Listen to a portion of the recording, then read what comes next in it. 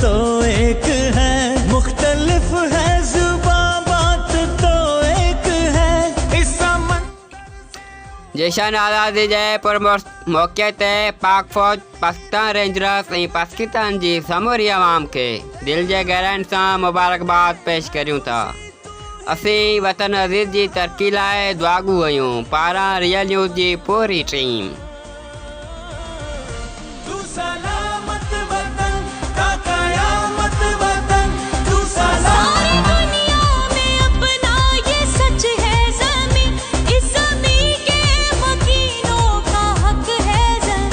इस वतन की सुबह रात तो एक है,